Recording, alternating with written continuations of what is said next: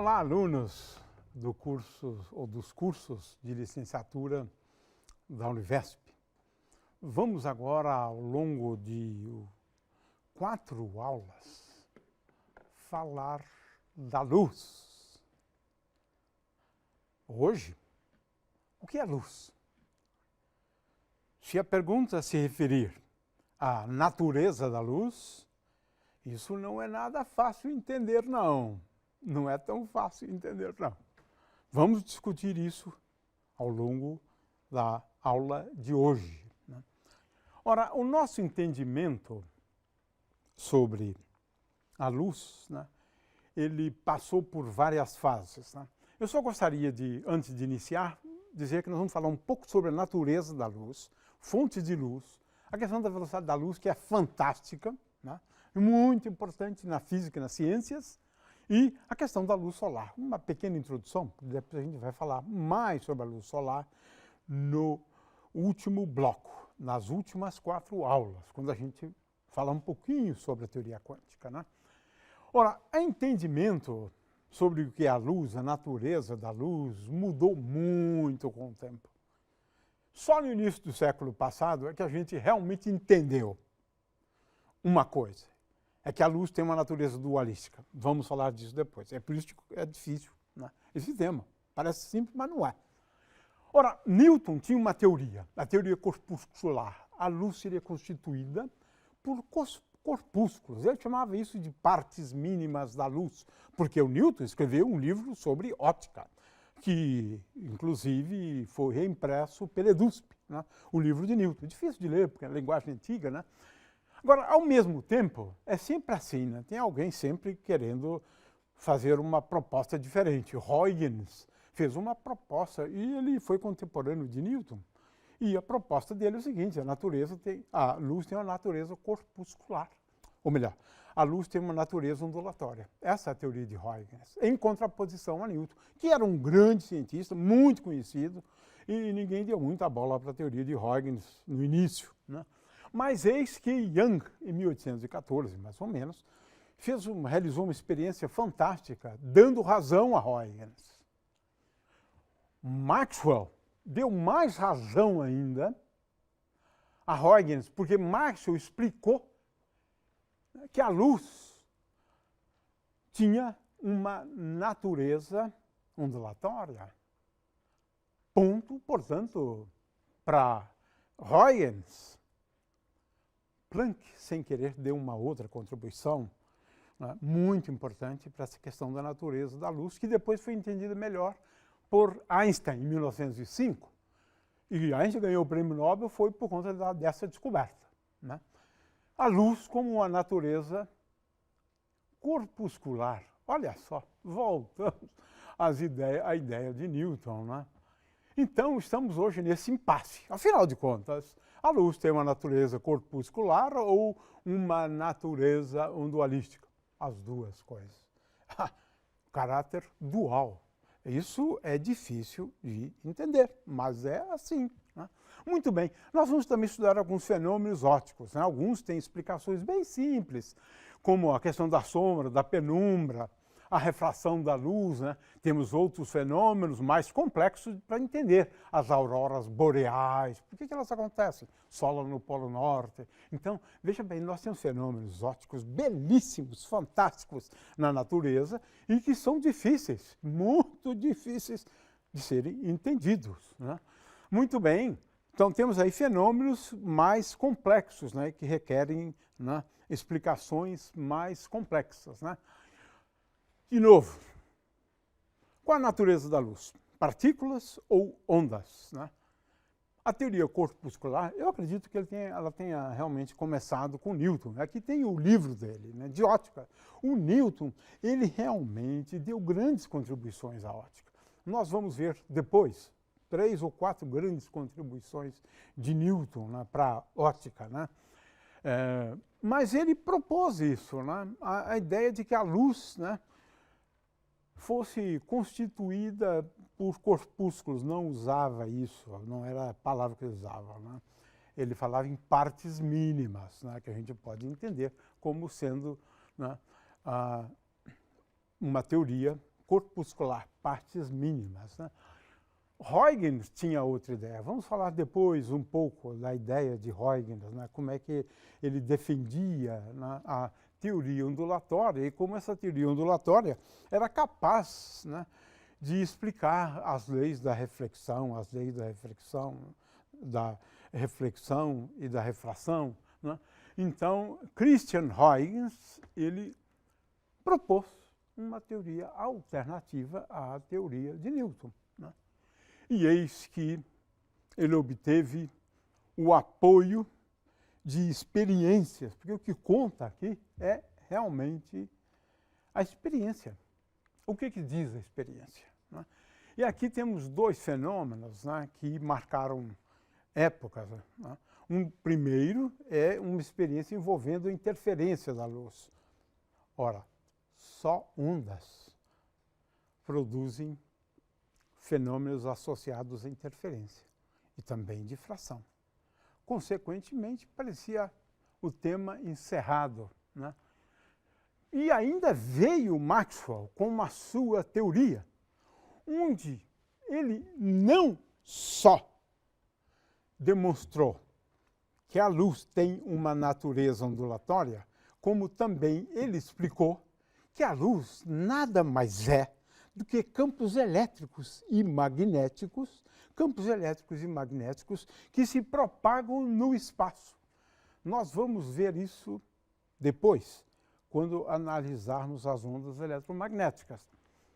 Mas Maxwell foi mais longe. A sua teoria é tão interessante que ela conseguia prever a velocidade da luz em função de grandezas típicas da teoria eletromagnética.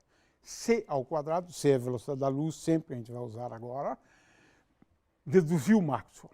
C ao quadrado igual a 1 sobre μ0 vezes ε0. Coisa curiosa. Eu associo uma grandeza física da ótica importantíssima, porque a velocidade da luz, eu associo com propriedades eletromagnéticas do vácuo, do ε0 e μ0, são a permissividade, permeabilidade do vácuo, né? Fantástica a teoria de Maxwell. E ele logo desconfiou que ele não só comprovava a teoria ondulatória da luz, mas também explicava que ondas são essas. É isso, foi isso que o Maxwell fez, né? Muito bem. Então, a teoria de Maxwell é uma teoria onde você tem a luz como ondas eletromagnéticas. Mas muito cuidado, a gente vai ver isso depois. Olha só, o espectro eletromagnético, ele pode ser dividido em regiões, né? E ondas de várias naturezas, a gente vai estudar depois, ondas de rádio, raios gama e assim por diante, raio-x, né? Mas veja só, nós somos capazes de detectar só uma pequena faixa do espectro eletromagnético. Vamos estudar depois essa questão do espectro eletromagnético. Agora, lá por 1900, tínhamos um efeito, conhecido como efeito fotoelétrico, e que, para explicá-lo, Einstein recorreu a essa teoria corpuscular da luz. É isto. De forma que, depois, tivemos o efeito Compton, que veio, basicamente, a ser explicado também com base na teoria corpuscular da luz, né? Ora, Einstein ganhou o prêmio Nobel por essa proposta, né? Teoria corpuscular da luz. E qual é a relação entre a energia de cada um desses fótons, agora estamos falando de fótons, com a frequência da radiação eletromagnética correspondente? Einstein propôs que essa energia fosse igual a H, que é a constante de Planck, que nós vamos estudar depois, vezes Ni. E ganhou o prêmio Nobel por isso. Ele nunca ganhou o prêmio Nobel pela teoria da relatividade, nem a especial, nem a geral. Muito bem. Então, agora a questão é, afinal de contas, luz tem uma natureza ondulatória ou uma natureza corpuscular? Nenhuma das duas, ou as duas, melhor dizendo, é isso mesmo, as duas. A luz tem uma natureza dual. Não é onda nem partícula, as duas coisas. Em alguns fenômenos se revela mais o caráter ondulatório, naquelas experiências de Young, de difração. Em outras, se manifesta a sua natureza ondulatória, né? Então, em alguns fenômenos, se revela a natureza corpuscular. Em outros, se revela a natureza ondulatória. Aí fica difícil de escrever, porque a gente precisa recorrer à teoria quântica mais sofisticada, que é a teoria quântica de campos, né? É o estudo da eletrodinâmica quântica. E isso é muito mais difícil. Está ao alcance de pouca gente entender isso. Mas é assim, por isso que eu disse que entender a teoria, de escrever, né, essa natureza dualística da luz é um grande desafio. Mas é assim. E não só a luz, todas as ondas eletromagnéticas, como veremos depois. Vê-se que essa questão da natureza da luz é complexa. Muito bem. Vamos agora falar sobre algumas formas da gente gerar luz, né? A gente poderia começar falando de fontes, né? E a gente divide as fontes em fontes primárias e secundárias. As primárias são aquelas que realmente produzem luz, geram luz, né? Uma lâmpada incandescente, o sol, né? São fontes primárias, né? Agora, se eu estiver falando da Lua, é uma fonte secundária, porque a Lua não gera luz. Ela só reflete a luz solar que incide sobre ela, né? Muito bem, então podemos falar de planetas, né, como Vênus, Marte, né, são fontes secundárias, né, assim como a luz, né? Como é que, de acordo com a teoria clássica, como é que a gente gera ondas eletromagnéticas? Em princípio pode ser luz também, mas ondas eletromagnéticas, de uma maneira geral, elas são geradas, né, quando eu tenho uma partícula acelerada. Quando ela está acelerada, ela emite fótons, grande quantidade de fótons. A gente diz que elas geram campos, né, quando estão aceleradas, campos elétricos e magnéticos. Então, partículas aceleradas podem produzir luz, né? É claro que partículas aceleradas sempre produzem ondas eletromagnéticas, né?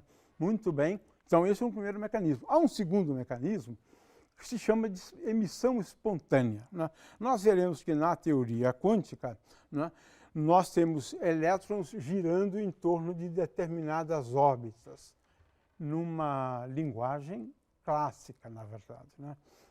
Mas isso é importante. Ora, só em alguns... E de vez em quando, o elétron pode fazer a transição de um nível para um nível de energia mais baixo. Ao fazê-lo, ele emite fótons. Pronto. Então, ele pode emitir, por exemplo, ondas eletromagnéticas dentro do espectro visível, né, da luz. Por exemplo, aqui tem o espectro de átomo de hidrogênio, né? Ele emite luz só para determinadas frequências, né? Tem um espectro discreto, mas esse é um mecanismo de geração de ondas eletromagnéticas e luz. É a emissão espontânea. O átomo está num estado excitado e, repentinamente, ele faz a transição para um nível de energia mais baixo. Por exemplo, um átomo no seu estado fundamental. Então, ao fazer essa transição, ele vai criar um fóton. A cada transição é um fóton, né? Um fóton cuja energia é igual à diferença de energia entre esses dois estados, né? Muito bem. Mas, no cotidiano, a gente pode fazer uso também de fontes térmicas. O que significa isso? Um objeto aquecido, né, ele emite luz, né? Ele sempre emite radiação eletromagnética, mas ele emite luz. Eu tenho aqui um exemplo à direita. Quando a gente aquece uma barra de ferro, essa barra começa a ficar bem avermelhada, mas um vermelho intenso, e depois ele vai mudando de cor à medida que a temperatura aumenta, à medida que ele vai sendo aquecido. O entendimento da geração de luz com base em fontes térmicas foi uma realização de Planck. Vamos entender isto depois, né? Mas o que o Planck conseguiu explicar é o seguinte: a intensidade da radiação eletromagnética, essa intensidade, como função, aqui está do comprimento de onda, mas eu também posso colocar a intensidade versus a frequência, né?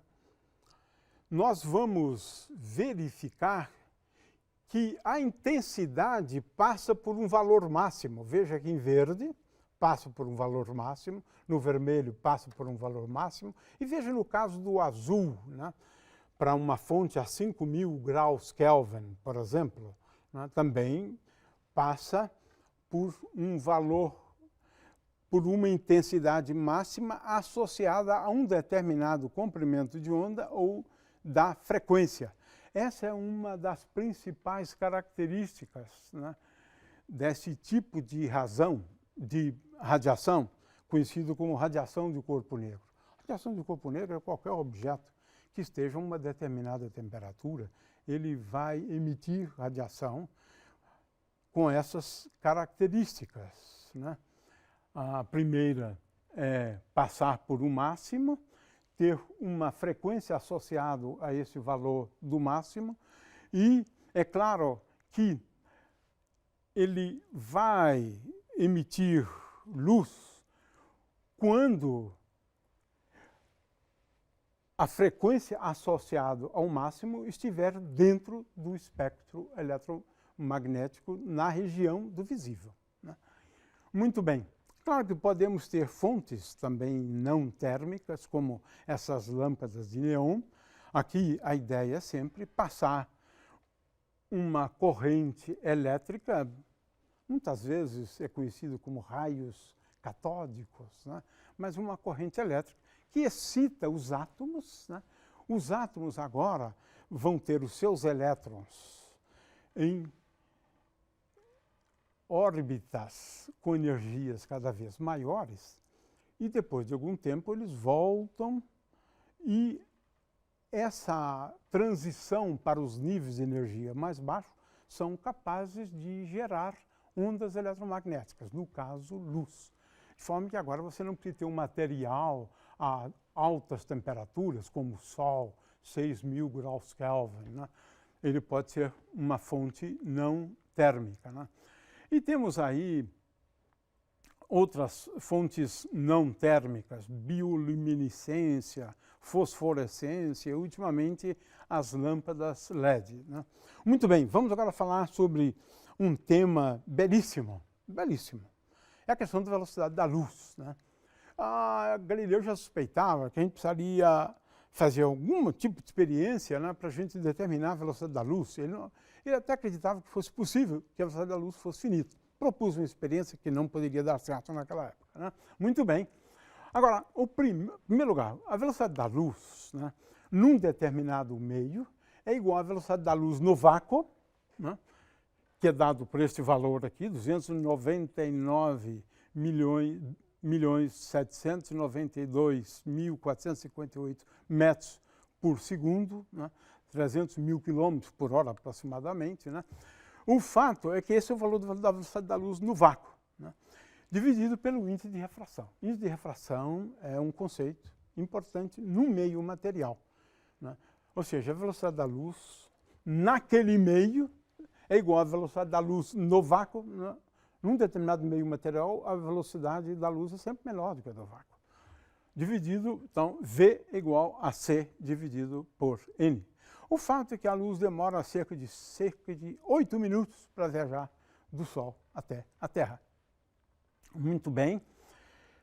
Homer foi o primeiro a determinar experimentalmente a velocidade da luz, né? O que ele percebeu é o seguinte, que em determinados períodos do ano, a distância entre o Sol, né, e o Júpiter aumentava.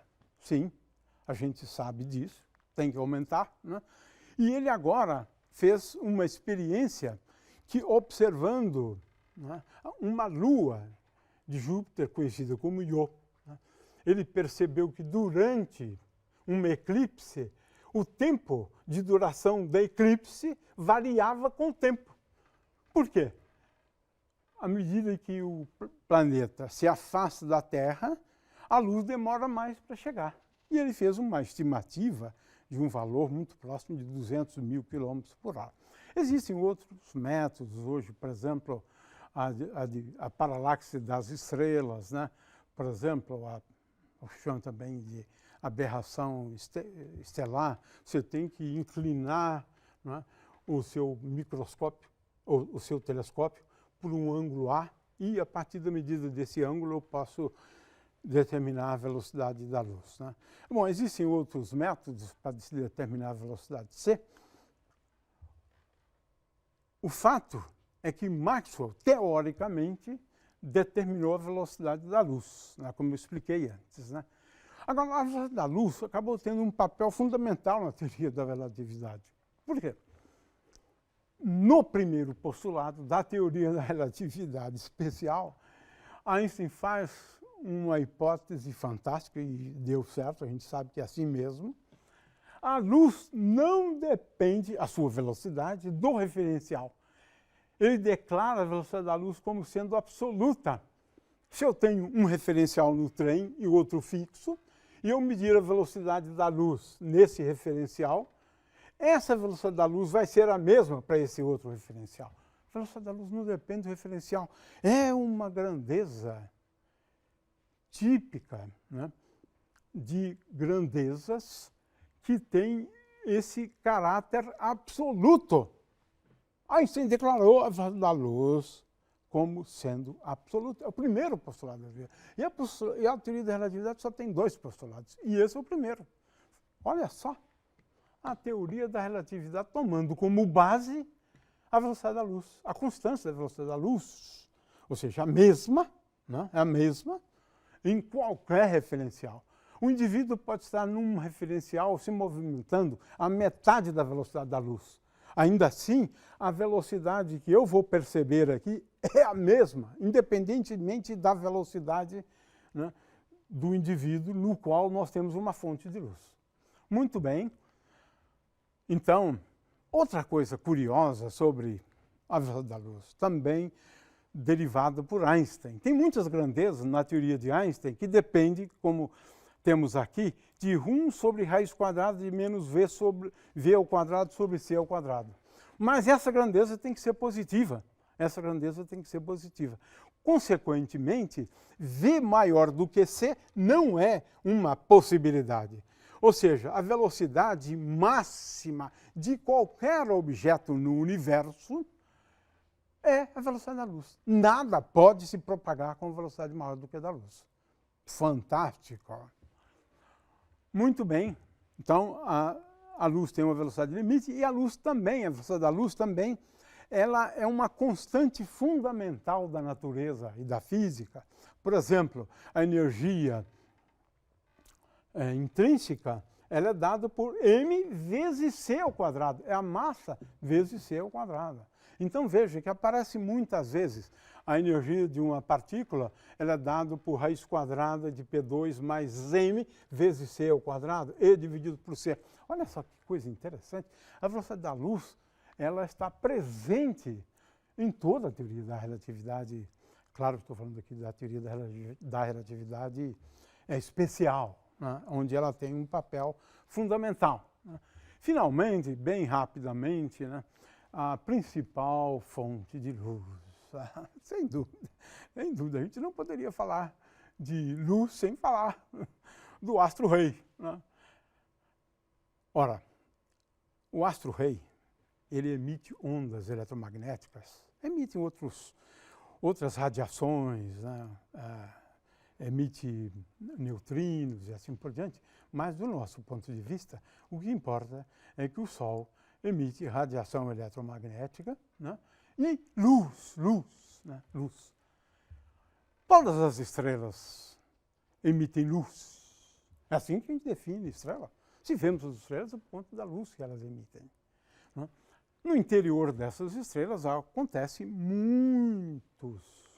muitas reações de fusão de elementos bem leves, começando por hidrogênio e assim por diante, produzindo elementos mais pesados, né? Então, isso é a fonte de energia. E essa fonte de energia vai acabar, em última análise, se convertendo em energia eletromagnética proveniente do Sol. Nós temos uma temperatura no interior do Sol de cerca de 6.000 graus Kelvin, né? E, como eu disse antes, né, as estrelas e o Sol eles emitem mais do que radiação eletromagnética. Eles emitem, por exemplo, neutrinos, como vendo aqui, né? Muito bem. Mas o fato é o seguinte. Em primeiro lugar, a luz, o Sol se nos apresenta como sendo quase branco, ligeiramente amarelado, né? Isso por quê? O Sol está a uma temperatura de 6.000 graus Kelvin. Nessas circunstâncias, a frequência associada ao máximo da intensidade, veja aqui eu tenho máximo da intensidade, no caso, né, dessa estrela, digamos, de 2.500 graus, ela já foge um pouco, né, dessa região aqui, né? Ou seja, essa estrela vai se nos apresentar com uma cor mais avermelhada, um tipo de gigante vermelha. Estrelas, por outro lado, que estão a uma temperatura muito alta, elas vão tender a ter essa cor aqui azulada, né? Agora, o Sol, ele tem esta cor porque é uma combinação, é uma soma das várias frequências, né, associadas às ondas eletromagnéticas provenientes do Sol. O fato que eu falei aqui muito rapidamente, nós vamos estudar isso ainda 2 outras vezes, quando falarmos de ondas eletromagnéticas e quando falarmos da teoria quântica. O fato é que essa questão da radiação eletromagnética proveniente do Sol, a questão da luz solar, só foi elucidada no ano de 1900, com o trabalho famoso de Planck. E, a partir daquele trabalho, é que nós podemos, e vamos discutir isso mais de uma vez, para a gente entender um pouco melhor a luz solar.